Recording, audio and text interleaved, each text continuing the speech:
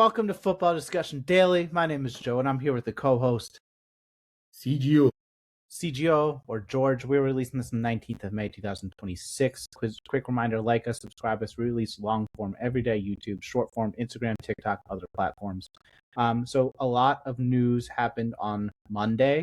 The biggest news is probably, there's a lot of smoke here. This isn't official, but it looks like Pep Guardiola is stepping down at the end of the season after 10 years at Manchester City. We had some tier one journalists report this, including Ornstein, who doesn't really report stuff until it's all but done. We have still probable, but less still probable that Enzo Maresca will be following him. George and I will talk through that. That was one of the reasons the rumors that he left Chelsea in January is because he wanted this to jump to Man City, which I think most people would say is a more stable environment. But that is one of the reasons he left Chelsea. So we'll talk through that. We have Brazil squad was named, and it was a bit controversial because João Pedro, who's had a good but not amazing season at Chelsea, was left out. Neymar, who was one of the most talented footballers ever, who has not really played much the last 5 years. He was 35 years old, I think, maybe 34. But he got in the squad, and nobody's denying Neymar's talent, but it is controversial given his playing, how much he's been able to play the last 4 or 5 years or so. And then, of course, another twist in the title race. We had Arsenal beating Burnley 1-0, in which was not a super exciting game, but Arsenal had control. George, let's talk first about Pep Guardiola and Enzo Maresca. This is not news. There was a lot of rumors last year, even more smoke this year. Do you feel like Enzo Maresca can succeed at Manchester City? Well, the issue is that Enzo Maresca is a good coach based on what he did at Chelsea. He has what it takes. He has worked with Pep Guardiola before. He was once his assistant. He understands the culture at Manchester City. So I feel one of the things that will help him succeed there is that he is not a new person. He's not new to the culture at City. So most likely he's going to adapt very fast. And I'm sure he has a lot of information about the players who are currently at Manchester City. And I'm sure recommendation must have come from Pep Guardiola for Maresca to be the person to succeed him at the club. So he has what it takes to succeed. But nothing is casted on stone. There's no guarantee because other teams will definitely be making effort to see how they can improve their squad. The competition will be there. So it's not going to come that easy for him, definitely. Yeah, I mean, I think Pep Guardiola is the best coach that was born after 1970. Like, since certainly this millennium, nobody's coming in there and being as successful as Pep. Pep's won 6 league titles in 10 years, Champions League, a bunch of cups. Yes. Nobody's coming there and doing that. I think what Maresca brings is you don't have to completely change your vision of a transfer strategy for Enzo. You're bringing continuity, which we've seen be successful at other clubs. When you bring in a manager who is okay with setting his ego aside and going with that continuity, but also just seeing similar lifestyle-minded vision for managers, them come along, it just leads to better results long term. I think that that's something that fans really, I don't think appreciate as much as continuity is very important in this sport. It doesn't matter how much talent you have I think that's one of the reasons Chelsea has not done great. And I think Man City has really exemplified that the last 15 years.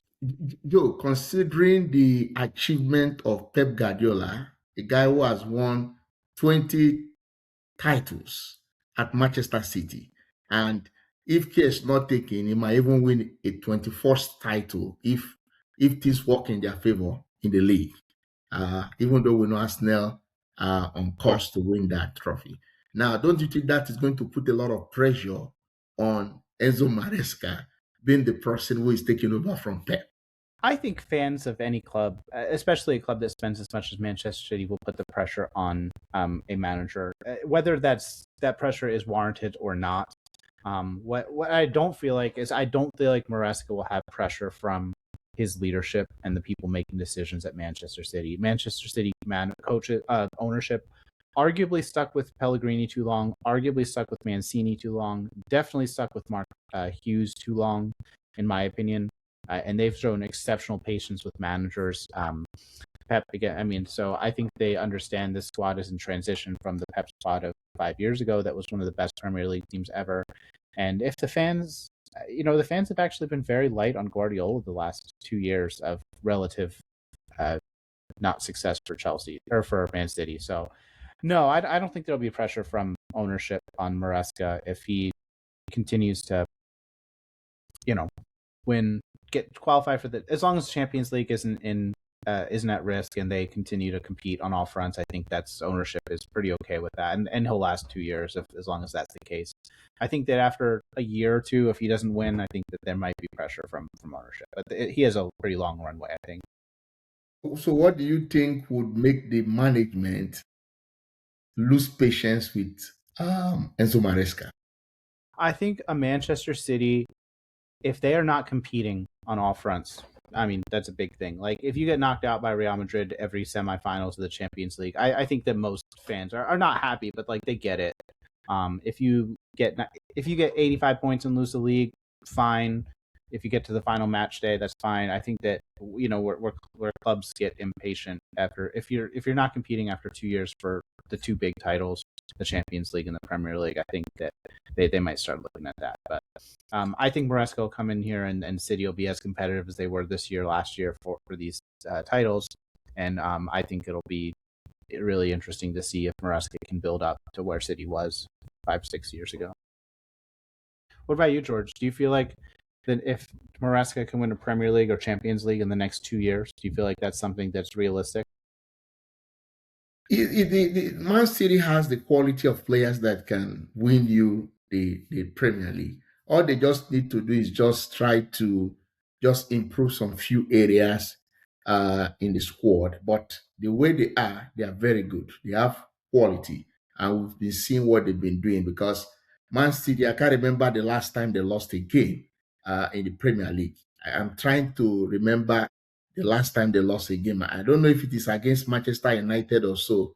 It seems that was the last time they lost a game that is domestically. So it tells you the quality of players they have. And if players like Rodri are fit, we know what they will always give to a Man City side. And peradventure, Rodri leaves the club, then what it means is that they will have to get a very good replacement for him. We've been hearing about players like Elliot Anderson coming to Manchester City.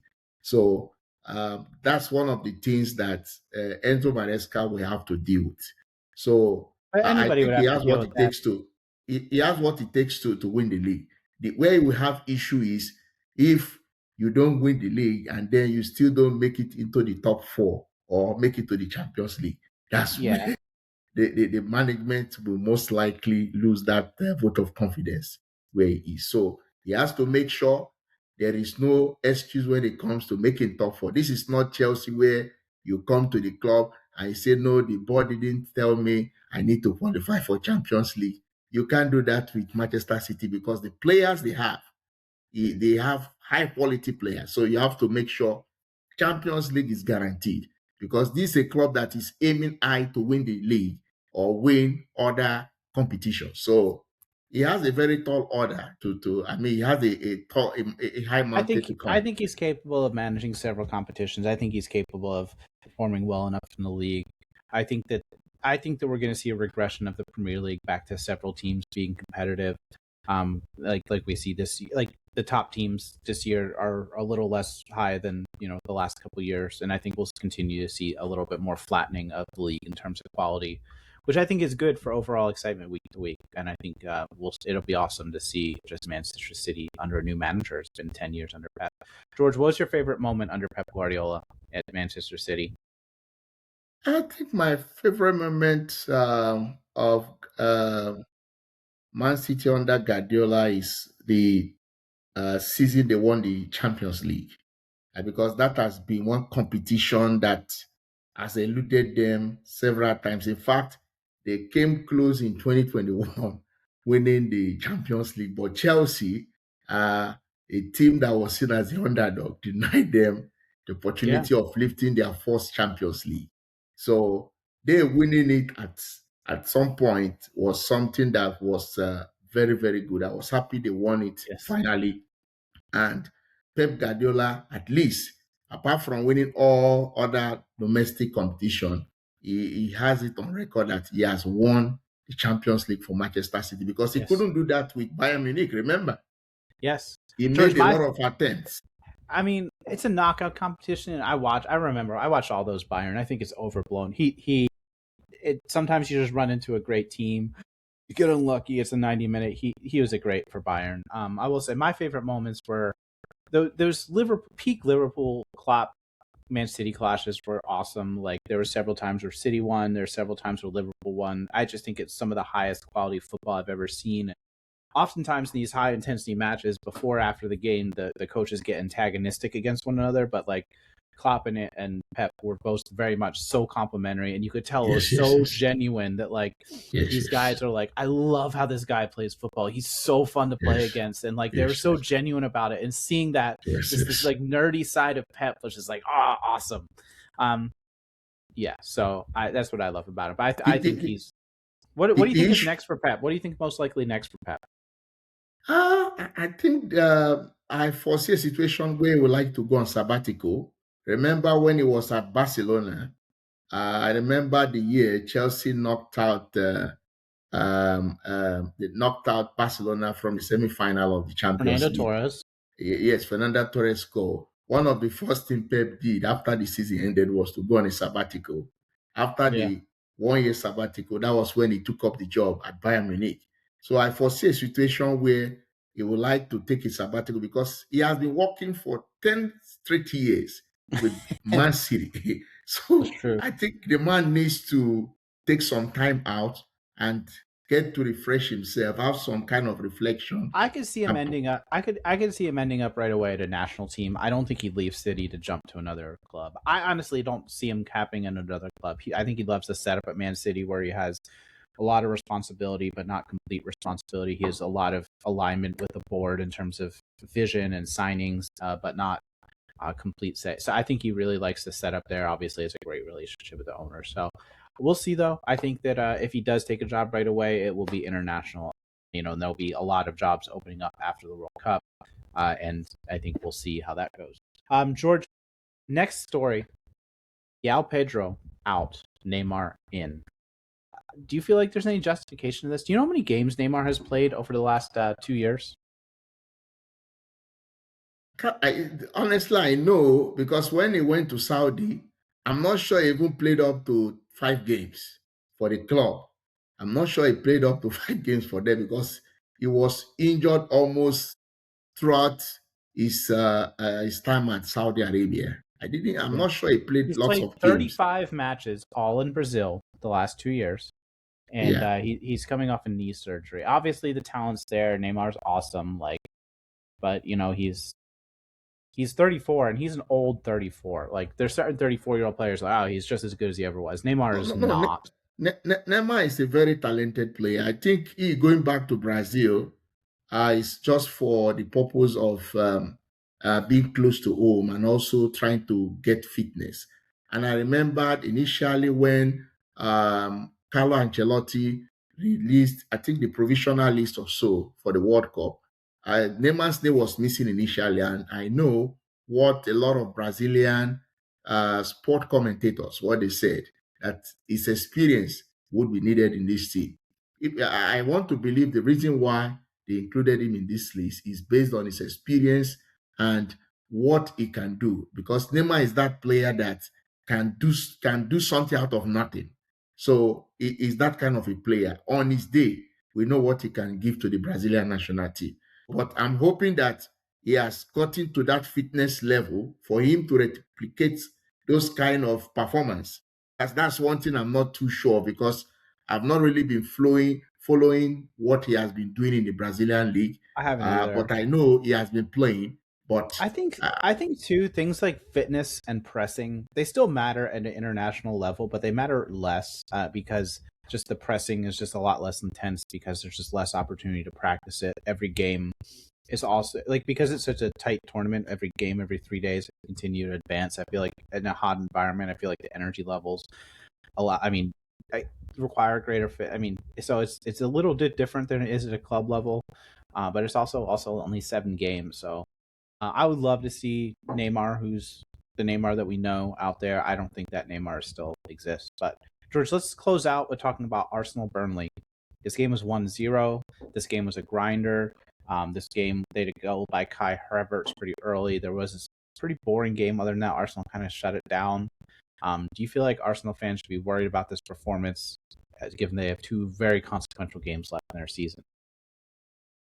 Honestly, I expected so much from them today because I was thinking, because even before the game, a lot of Arsenal fans were thinking it's going to be a very high margin scoreline. But at the end of the day, I didn't see much. I think what they were more interested in was just getting the win.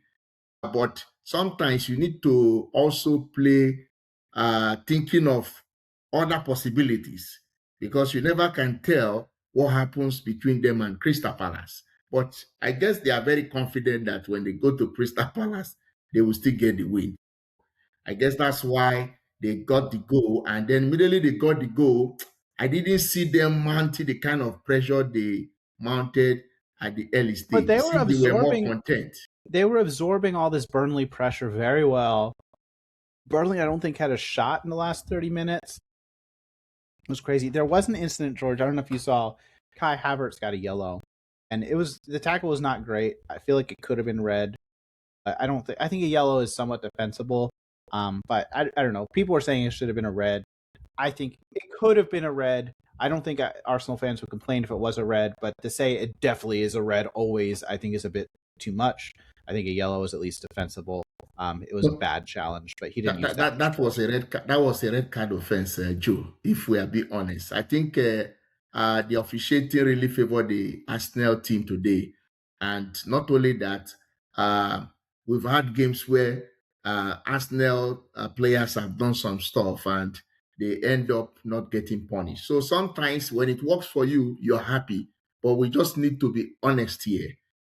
There's nothing. Whatever we say here won't change the outcome of the game. The game has already been played. But the issue is that was a high. That is a kind of high challenge on a player's foot, which is a very bad tackle that can make a player to be out for I'm a actually very long looking at time. it. I mean, I thought it was just like a tap. It was a little more forced than I thought. Havertz's body language on the VAR review looks like he's expecting to get sent off. Like he's looking at, Yes. you can see him like look at that big screen and be like, I should probably get sent off. Like you can almost see it in his body language. Even the atmosphere, you will notice when there was VAR review, the atmosphere changed. Everybody were very, very, everybody were a bit, the Arsenal fans were a bit scared of him getting a red card because they know the implication of what he has done. So I just feel that he was fortunate, he was lucky not to get sent off, because remember the game against Chelsea and Arsenal, which was played at Stamford Bridge. We know the kind of tackle that Caicedo did on Merino. It was a kind of a high challenge. At the end of the day, was sent off after the VAR review. So I was surprised that he didn't get a red card, because immediately I saw it, I said, no, this is a red card offense. But I was surprised. So this is the problem we have with the officiating in the Premier League. There's no consistency. I do feel like, I mean, George, again, I'm looking at it and like, it's not a great challenge. Like his foot doesn't put that much pressure. I don't think there's excessive force on this. I think it's a bad tackle.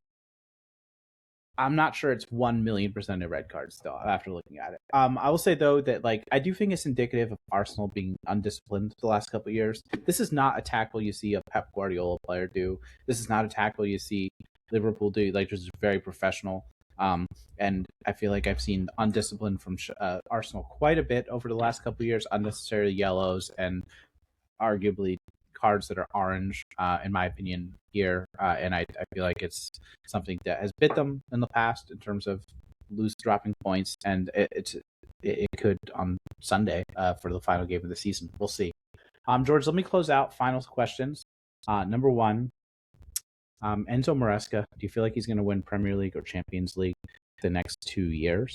João Pedro, do you feel like he deserved to be in the squad over Neymar? Number 3, was that Kai Havertz challenge a red? And should Arsenal fans be worried Sunday about their performance today and how that'll translate against Palace on a title deciding match on Sunday? Let us know your thoughts. Thank you for listening.